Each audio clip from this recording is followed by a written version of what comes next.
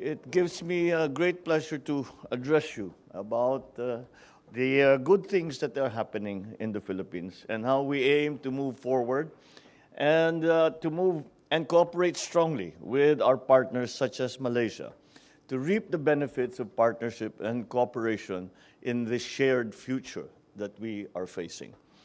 I will focus my discussion on what we have done so far, what the opportunities are between our two countries, and how we look forward to tapping the benefits of a deeper shared partnership for the future. Let me first discuss the Philippines' fundamentals and how we have fared amidst the recent global challenges. The Philippines has shown healthy signs of recovery from the economic downturn brought about by the pandemic. We are very proud to have registered a 7.6% growth in 2022. This makes the Philippine economy one of the best performing in the region.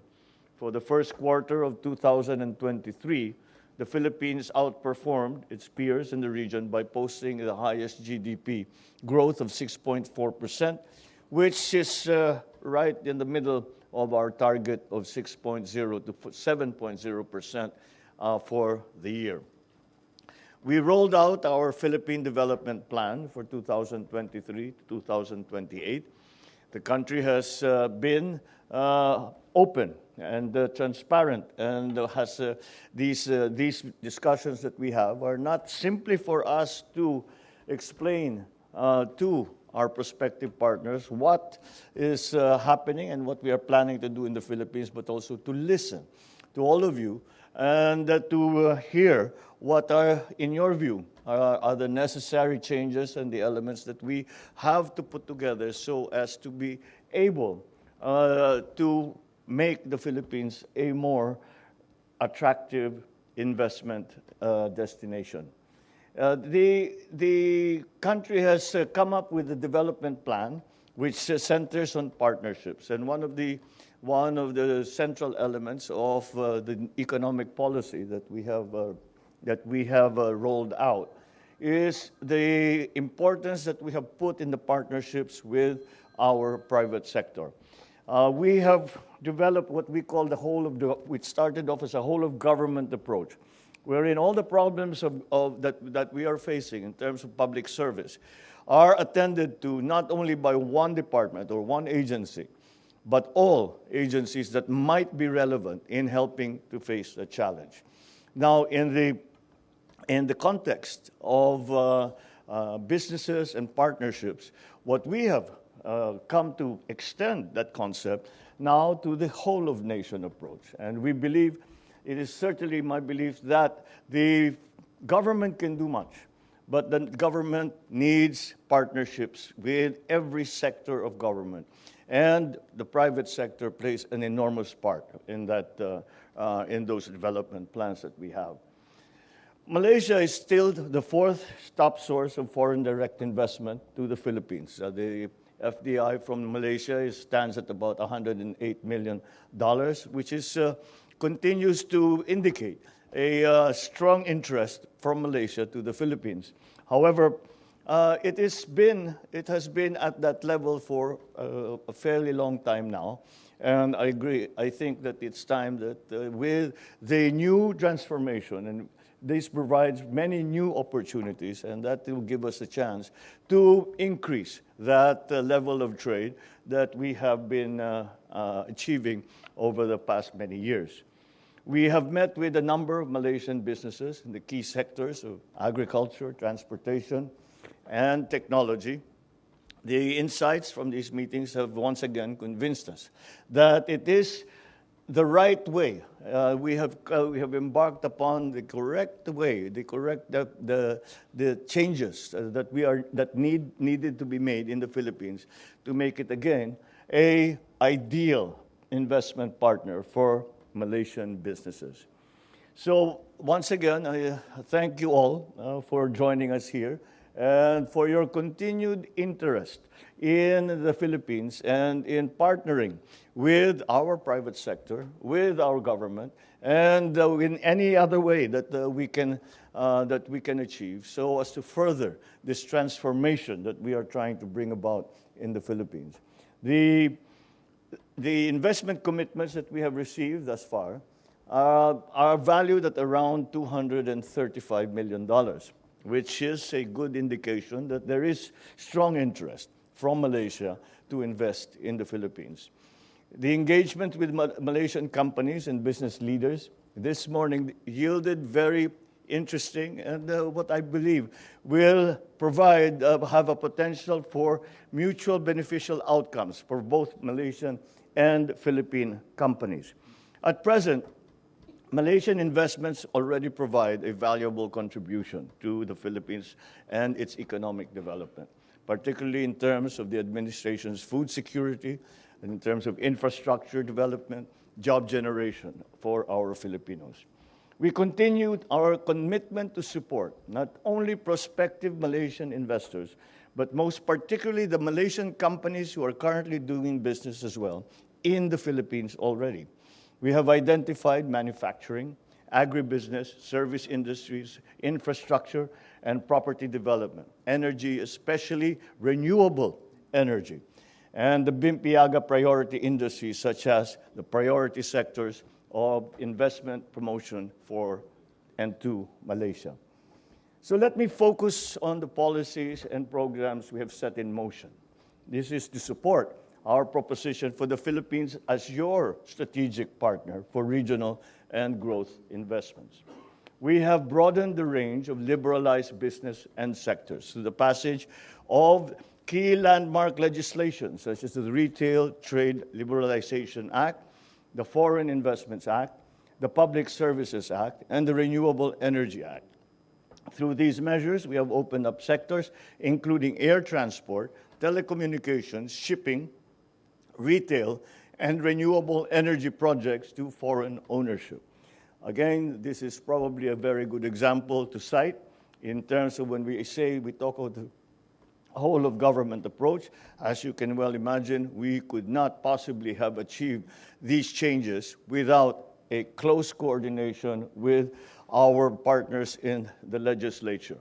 And that is why we consider them again to be essential in understanding and promoting and finally enacting what amendments are necessary to the existing laws and to enact new laws, which we think are more attuned to the times that we are living in.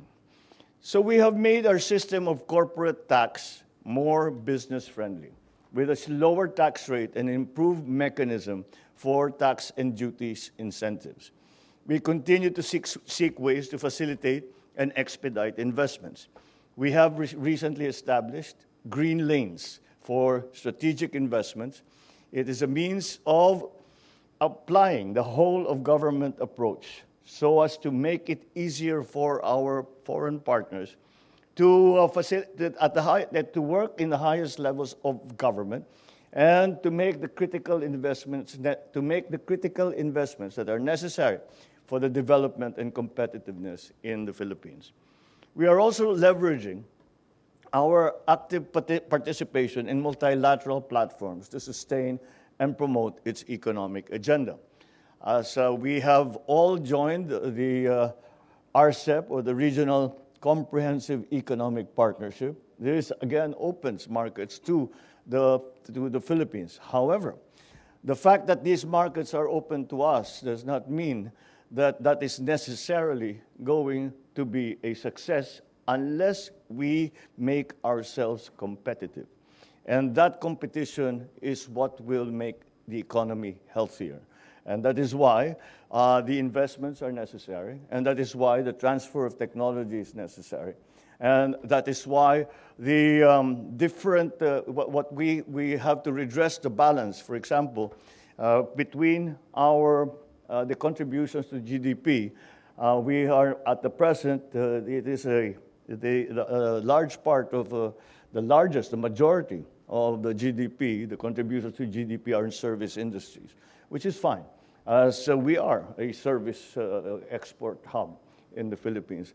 However, we have to redress that balance and put manufacturing also at a more even level with the service industries in terms of their contribution to the GDP. And for that, we need capital-intensive investments. And hot money is all very well for making a quick buck, but that is not what we are looking for.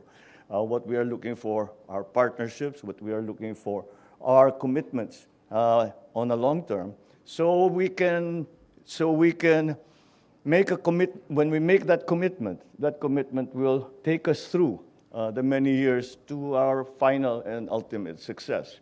So with our participation in multilateral cooperation, such as RCEP, we are strengthening our participation in regional supply chains with an objective of attracting more foreign direct investment.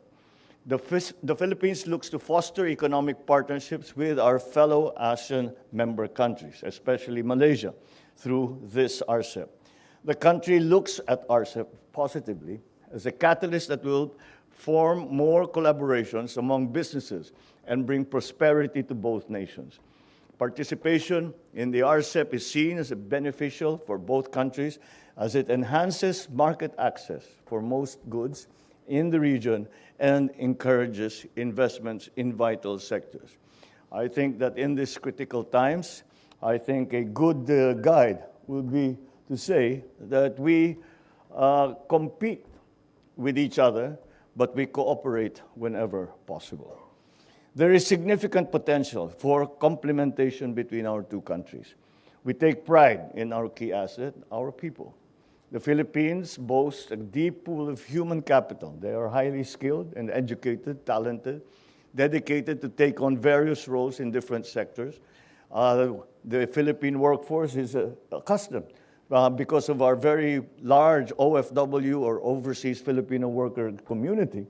We are quite accustomed to working with partners not from the Philippines. So it is something that will be a natural progression of the experiences that people have gained while they were working outside of the Philippines. We also sit on an ideal demographic spot. The median age of our country is 25 years old, which gives us the youngest workforce, the most of all the countries around the region. And they are well trained. Again, they are used to working with foreign entities, such as foreign corporations, even governments, and have gained this cosmopolitan experience to the advantage for our dealings with our foreign partners. So this translates to immense potential to achieve breakthrough growth and greater productivity, higher savings rate, and increased creativity. So we recognize the important role of mid-tier companies in the regional value chain. So we invite you to offer the key advantages of the Philippines as a strategic choice for expansion of the mid-tier companies. The Philippines is not only a market of 100+ million individuals, it also provides a strategic launchpad for your exports to compete in regions like the European Union. With the European Union's agreement with the Philippines, our EU GSP Plus advantages, local manufacturers and investors enjoy zero tariff access to the EU for over 6,000 product lines. So let me end with this assurance that we are committed and will continue to commit our support to Malaysian investors. I thank you for your interest and your confidence, and I look forward to the Malaysian business community coming to the Philippines and working together with the Filipino counterparts in partnership to unlock value not only in our two countries, but in our entire region. So, as the slogan that we have adopted goes, let us all make it happen in the Philippines. Mabuhay, terima kasih, banyak. Thank you very much. Magandang umaga po sa inyong lahat.